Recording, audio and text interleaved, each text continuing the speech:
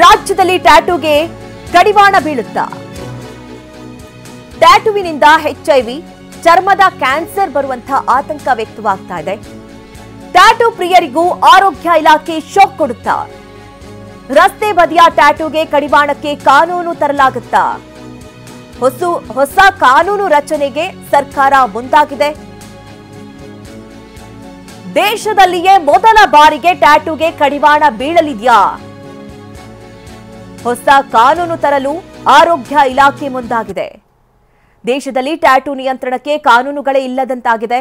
ರಾಜ್ಯದಲ್ಲಿ ಟ್ಯಾಟೂಗೆ ಹೊಸ ರೂಲ್ಸ್ ಜಾರಿಗೆ ಬರುವಂತಹ ಪ್ಲಾನ್ ಸರ್ಕಾರದ ವತಿಯಿಂದ ನಡೀತಾ ಇದೆ. ಅಂದ್ರೆ ಟ್ಯಾಟೂವಿನಿಂದ ಏನೆಲ್ಲ ತೊಂದರೆ ಆಗತ್ತೆ ಅನ್ನೋದನ್ನ ನಾವಿಲ್ಲಿ ಗಮನಿಸಬೇಕು. ಟ್ಯಾಟೂವಿನಿಂದ ಚರ್ಮದ ಕ್ಯಾನ್ಸರ್, ಹಾಗೆ HIV, ಚರ್ಮ ರೋಗ ಬರುತ್ತೆ. ಹೆಪಟೈಟಿಸ್ B, ಹೆಪಟೈಟಿಸ್ C, ಹಾಗೆ ವೈರಸ್ ಅನ್ನುವಂತಹ ಆತಂಕ ಕೂಡ, ವೈರಸ್ಗಳು ಕೂಡ ಕಾಣಿಸ್ಕೊಳ್ಳುತ್ತೆ ಅನ್ನುವಂತಹ ಆತಂಕ. ಟ್ಯಾಟೂವಿನಿಂದ ಸ್ಕಿನ್ ಕ್ಯಾನ್ಸರ್ ಪ್ರಮಾಣದಲ್ಲಿ ಏರಿಕೆ ಆಗ್ತಾ ಇರೋದು, HIV ಏರಿಕೆ ಆಗ್ತಾ ಇರುವಂಥದ್ದು, ಮತ್ತೆ ಟ್ಯಾಟೂಗೆ ಸ್ವಚ್ಛತೆ ಇಲ್ಲದಿರೋದು, ಮಾರಣಾಂತಿಕ ಕೆಮಿಕಲ್ಗಳನ್ನ ಬಳಕೆ ಮಾಡುವಂಥದ್ದು, ಇದರಿಂದ ಸಾಕಷ್ಟು ತೊಂದರೆ ಆಗತ್ತೆ ಅನ್ನುವಂತಹ ಕಾರಣಕ್ಕಾಗಿ ಟ್ಯಾಟೂ ಅನ್ನ ಅದಕ್ಕೆ ಕಡಿವಾಣ ಹಾಕಬೇಕು ಅನ್ನುವಂತಹ ನಿಟ್ಟಿನಲ್ಲಿ ಸರ್ಕಾರದ ವಲಯದಲ್ಲಿ ಚರ್ಚೆ ಆಗ್ತಾ ಇದೆ ಅನ್ನುವಂತಹ ವಿಚಾರ. ಹೀಗಾಗಿ ಆದಷ್ಟು ಬೇಗ ಆರೋಗ್ಯ ಇಲಾಖೆ ಟ್ಯಾಟೂ ಪ್ರಿಯರಿಗೆ ಶಾಕ್ ಕೊಡುತ್ತಾ? ಯಾವ ರೀತಿ ಕಡಿವಾಣ ಹಾಕುತ್ತೆ ಅನ್ನುವಂತಹ ವಿಚಾರ. ಟ್ಯಾಟೂವಿನಿಂದ ಆರೋಗ್ಯದ ಮೇಲೆ ಏನೇನ್ ತೊಂದರೆ ಆಗತ್ತೆ ನೋಡಿ, ಗಮನಿಸ್ತಾ ಇದ್ದೀವಿ. ಟ್ಯಾಟೂವಿನಿಂದ ಚರ್ಮದ ಕ್ಯಾನ್ಸರ್, HIV, ಚರ್ಮ ರೋಗ ಬರುತ್ತೆ. Hepatitis B, hepatitis C, staphylococcus. ಟ್ಯಾಟೂವಿನಿಂದಾಗಿ HIV, ಸ್ಕಿನ್ ಕ್ಯಾನ್ಸರ್ ಪ್ರಮಾಣದಲ್ಲೂ ಕೂಡ ಏರಿಕೆ ಆಗಿದೆ ಅನ್ನುವಂತಹ ವಿಚಾರ ಈಗ ಗೊತ್ತಾಗ್ತಾ ಇದೆ. ಟ್ಯಾಟೂಗೆ ಸ್ವಚ್ಛತೆ ಇಲ್ಲದಿರೋದು, ಜೊತೆಗೆ ಅದಕ್ಕೆ ಬಳಸುವಂತಹ ಕೆಮಿಕಲ್ ಮಾರಣಾಂತಿಕವಾಗಿದೆ. ಹೀಗಾಗಿ ಇದರಿಂದಾಗಿಯೇ ಚರ್ಮದ ತೊಂದರೆಗಳು ಉಂಟಾಗುತ್ತೆ ಅನ್ನುವಂತಹ ವಿಚಾರದಲ್ಲಿ ಈಗ ಆರೋಗ್ಯ ಇಲಾಖೆ ಕಡಿವಾಣ ಹಾಕುವಂತಹ ನಿಟ್ಟಿನಲ್ಲಿ ಒಂದಷ್ಟು ಪ್ಲಾನ್ ಅನ್ನ ರೂಪಿಸ್ತಾ ಇದೆ. ಇತ್ತೀಚಿನ ದಿನಗಳಲ್ಲಿ ಟ್ಯಾಟೂ ಕ್ರೇಜ್ ಹೆಚ್ಚಾಗಿದೆ. ಹೆಚ್ಚಿನ ಪ್ರಮಾಣದಲ್ಲಿ ಟೀನೇಜರ್ಸ್ ಮತ್ತೆ ಯಂಗ್ಸ್ಟರ್ಸ್ ಎಲ್ಲ ಈ ಟ್ಯಾಟೂವಿನ ಮೊರೆ ಹೋಗ್ತಾರೆ. ಆದ್ರೆ ಇದರಿಂದ ಬರುವಂತಹ ಸಮಸ್ಯೆಗಳು ಗೊತ್ತಾಗ್ತಾ ಇಲ್ಲ. ಹೀಗಾಗಿ ಸರ್ಕಾರದ ವತಿಯಿಂದಲೇ ಈ ಬಗ್ಗೆ ಕಡಿವಾಣ ಹಾಕುವಂತಹ ನಿಟ್ಟಿನಲ್ಲಿ ಪ್ರಯತ್ನಗಳಾಗ್ತಾ ಇದೆ. ಈ ಬಗ್ಗೆ ಹೆಚ್ಚಿನ ಡೀಟೇಲ್ಸ್ ಅನ್ನ ನೀಡ್ತಾರೆ ನಮ್ಮ ಪ್ರತಿನಿಧಿ ವಿನಯ್. ನೇರ ಸಂಪರ್ಕದಲ್ಲಿ ನಮ್ಮನ್ನ ಜಾಯ್ನ್ ಆಗ್ತಾ ಇದ್ದಾರೆ. ವಿನಯ್, ಗಮನಿಸ್ತಾ ಇರೋ ಹಾಗೆ ಇತ್ತೀಚಿನ ದಿನಗಳಲ್ಲಿ ಟ್ಯಾಟೂ ಕ್ರೇಜ್ ಹೆಚ್ಚಾಗೇ ಇದೆ ಅಂತ ಹೇಳ್ಬಹುದು. ಆದ್ರೆ ಸರ್ಕಾರದ ವತಿಯಿಂದ ಇದಕ್ಕೆ ಕಡಿವಾಣ ಹಾಕಬೇಕು ಅನ್ನುವಂತಹ ಪ್ಲಾನ್ ಯಾವ ರೀತಿ ನಡೀತಾ ಇದೆ? ಯಾವೆಲ್ಲ ರೂಲ್ಸ್ ಗಳನ್ನ ಜಾರಿಗೆ ತರುವಂತಹ ಸಾಧ್ಯತೆಗಳಿದೆ ವಿನಯ್? ಮಧು, ಇತ್ತೀಚಿನ ದಿನಗಳಲ್ಲಿ ಟ್ಯಾಟೂ ಅನ್ನೋದೊಂದು ಕ್ರೇಜ್, ಫ್ಯಾಷನ್, ಟ್ರೆಂಡ್ ಕೂಡ ಆಗಿರುವಂಥದ್ದು. ಚಿಕ್ಕ ಮಕ್ಕಳಿಂದ ಹಿಡಿದು ವಯೋವೃದ್ಧರವರೆಗೂ ಕೂಡ ಟ್ರೆಂಡಿ ಆಗಿರುವಂತಹ ಮತ್ತು ಫುಲ್ ಬಾಡಿ ಟ್ಯಾಟೂಗಳ ಮೊರೆ ಹೋಗ್ತಾ ಇದ್ದಾರೆ. ಟ್ಯಾಟೂ ಮುಖ್ಯವಾಗಿ ವರ್ಕೌಟ್ ಆಗೋದಂದ್ರೆ ಅದನ್ನ ಹಾಕುವಂಥದ್ದೇ ಚರ್ಮಗಳ ಮೇಲೆ.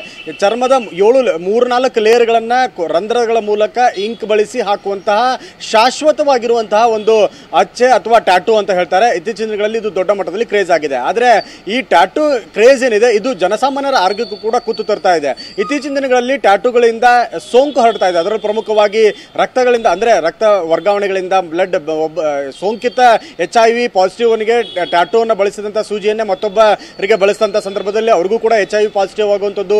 ಇದರ ಜೊತೆಗೆ ಮುಖ್ಯವಾಗಿ ಚರ್ಮದ ಕ್ಯಾನ್ಸರ್ಗಳು ಬರ್ತಾ ಇದೆ, ಸ್ಕಿನ್ ಡಿಸೀಸ್ ಬರ್ತಾ ಇದೆ, ಹೆಪಟೈಟಿಸ್ B ಕೂಡ ಇದರಿಂದ ಹೆಚ್ಚಾಗಿ ಕಾಣಿಸ್ಕೊಳ್ತಾ ಇದೆ. ಈ ಒಂದು ಸ್ಟಾಟಿಸ್ಟಿಕ್ಸ್ ಕೂಡ ರಾಜ್ಯದಲ್ಲಿ ದೊಡ್ಡ ಮಟ್ಟದಲ್ಲಿ ಏರಿಕೆ ಆಗ್ತಾ ಇದೆ. ಹೀಗಾಗಿ ಆರೋಗ್ಯ ಇಲಾಖೆ ಈ ಬಗ್ಗೆ ಕೂಡ ಒಂದಿಷ್ಟು ವರದಿಯನ್ನು ಪಡೆದುಕೊಂಡಿದೆ, ಸ್ಯಾಂಪಲ್ಸ್ಗಳನ್ನು ಕೂಡ ಪಡೆದುಕೊಂಡಿದೆ. ಇನ್ನೊಂದು ಆಶ್ಚರ್ಯಕರ ವಿಚಾರ ಏನಂದ್ರೆ, ದೇಶದಲ್ಲಿನೇ ಟ್ಯಾಟೂ ಹಾಕೋದಕ್ಕಾಗ್ಲಿ ಮತ್ತು ಅದರ ರೂಪರೇಷೆಗಳು ಮತ್ತು ಮಾರ್ಗಸೂಚಿಗಳ ಕುರಿತಾಗಿ ಯಾವುದೇ ರೀತಿಯಂತ ಗೈಡ್ಲೈನ್ಸ್ಗಳು ದೇಶದಲ್ಲೇ ಇಲ್ಲ. ಹೀಗಾಗಿ ರಾಜ್ಯದಲ್ಲಿ ಈ ಬಾರಿ ಮೊಟ್ಟ ಮೊದಲ ಬಾರಿಗೆ ಇದಕ್ಕೆ ಒಂದು ಕಾನೂನನ್ನ ರಚನೆ ಮಾಡಬೇಕು. ಯಾವ ರೀತಿಯಾಗಿ ಇಂಕ್ಗಳನ್ನ ಬಳಕೆ ಮಾಡ್ಕೊಳ್ಬೇಕು, ಜೊತೆಗೆ ಟ್ಯಾಟೂವನ್ನ ಯಾರು ಬೇಕಾದ್ರೂ ಹಾಕಿಸ್ಕೊಳ್ಬಹುದಾ? ಇಲ್ಲ.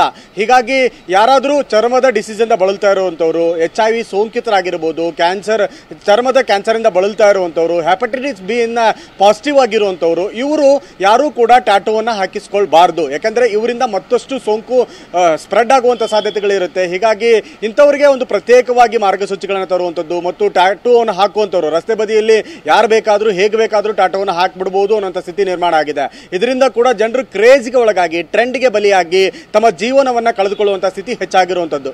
ಹೀಗಾಗಿನೇ ಇದಕ್ಕೆ ಒಂದು ಸೂಕ್ತವಾದಂತಹ ಕಾನೂನನ್ನ, ಗೈಡ್ಲೈನ್ಸ್ ಗಳನ್ನ ರೂಪಿಸಬೇಕು. ಅದು ನಮ್ಮ ರಾಜ್ಯದಿಂದಲೇ ರೆಡಿ ಆಗಬೇಕು ಅನ್ನೋ ಕಾರಣಕ್ಕಾಗಿ ಇವತ್ತು ಇವತ್ತು ಕೂಡ ಈ ಬಗ್ಗೆ ಒಂದು ರೂಪುರೇಷೆಗಳನ್ನ ಮತ್ತು ಮಾರ್ಗಸೂಚಿಗಳನ್ನ ಕೂಡ ಆರೋಗ್ಯ ಸಚಿವರು ಹೊರಹಾಕುವಂತ ಸಾಧ್ಯತೆಗಳಿದೆ. ಪ್ರಮುಖವಾಗಿ ಟ್ಯಾಟೂವನ್ನು ಹಾಕೋದಕ್ಕೆ ಮತ್ತು ಹಾಕಿಸಿಕೊಳ್ಳುವವರು ಏನೇನೆಲ್ಲ ಫಾಲೋ ಮಾಡಬೇಕು, ಹಾಕುವಂತವರು ಕೆಮಿಕಲ್ಗಳನ್ನ ಇತ್ತೀಚಿನ ದಿನಗಳಲ್ಲಿ ಕಡಿಮೆ ರೇಟಿಗೆ ಸಿಗುತ್ತೆ ಅನ್ನುವಂತಹ ಮಾರಣಾಂತಿಕ ಕಾಯಿಲೆಗಳಿಗೆ ಕಾರಣವಾಗುವಂತಹ ಕೆಮಿಕಲ್ಗಳನ್ನ ಹಾಕಿ ಟ್ಯಾಟೂವನ್ನು ಕೂಡ ಹಾಕ್ತಾ ಇದ್ದಾರೆ. ಇದು ಕೇವಲ 1 ತಿಂಗಳ 2 ತಿಂಗಳ ಆದ ಬಳಿಕ ಅದರ ರಿಯಾಕ್ಷನ್ಸ್, ಸ್ಕಿನ್ ಡಿಸೀಸ್ಗಳು, ಹೆಪಟೈಟಿಸ್ ಬಿಗಳು ಕೂಡ ಹೆಚ್ಚಾಗ್ತಾ ಇದೆ. ಹೀಗಾಗಿ ರಾಜ್ಯದಲ್ಲಿ ಟ್ಯಾಟೂಗೆ ಸಂಬಂಧಪಟ್ಟ ಹಾಗೆ ಒಂದು ಪ್ರತ್ಯೇಕವಾದಂತಹ ಕಾನೂನು ತರೋದಕ್ಕೂ ಕೂಡ ರಾಜ್ಯ ಸರ್ಕಾರ ಮುಂದಾಗಿರುವಂತದ್ದು. ಓಕೆ ವಿನಯ್, ಥ್ಯಾಂಕ್ ಯು ನಿಮ್ಮೆಲ್ಲ ಡೀಟೇಲ್ಸ್ಗಾಗಿ.